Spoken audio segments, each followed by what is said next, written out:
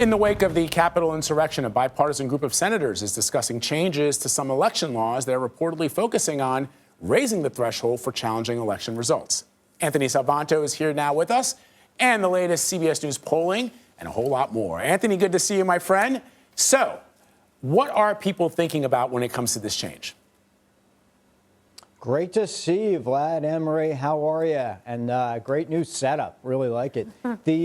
What are people thinking? Well, you know, you look at what people think Congress ought to be able to do, because what we're talking about here is the Electoral Count Act. When the states cast their votes in a presidential election, and then they're sending those electoral votes over to Congress, what happens? Well, we saw on January 6th, obviously, a lot of the folks thought, well, Congress is just, it's a ceremonial role, right? They open up those electoral college votes and then they read them off.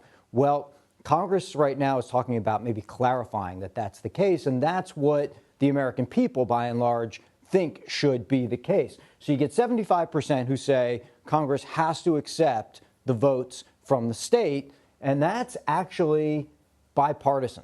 So they say Congress has to accept the results. That's 8 in 10 Democrats, it's independents, and it's 7 in 10 Republicans, all of whom say that. You know, the ones who say that Congress can choose whether to accept or reject those results, well, you know, it's minorities here, and it's a third of Republicans, the bulk of whom did vote for Donald Trump. And, you know, that's somewhat related to what we saw there on January 6th. But again, looking to clarify that, Vlad, and that's where the American public is on this, too. You know, Anthony, sometimes when a president is struggling in the polls, how he performs on the international stage can make a difference.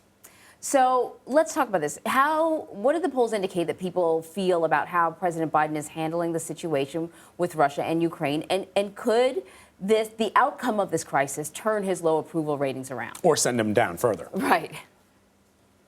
Yeah, you know what? That's such a great question in context because, you know, first let's start with how people think he's handling Russia. And it's 45% approve, 55 disapprove.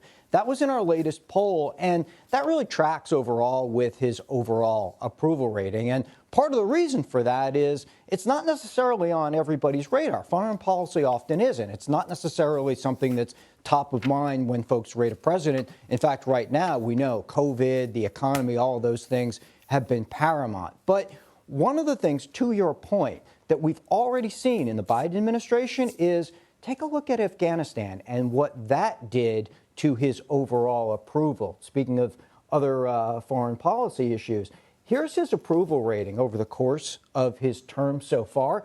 And you're going to see this big drop here when he goes from 58 down to 50 in August. That was Afghanistan. And what happened there specifically wasn't just disapproval of his handling of Afghanistan, but his ratings on general things like being competent, being seen as focused, being seen as effective. All of those took a tumble after people disapproved of how he handled Afghanistan, and they've declined even further based on the economy, et cetera. But it's that kind of put what seemed to be a really lasting impression in the public mind. So politically, back home, we've already seen in this administration what the effect of foreign policy decisions, especially ones concerning U.S. troops, can be, guys. Really fascinating polling, Anthony. Thank you so much for sharing with us and our audience. Appreciate it.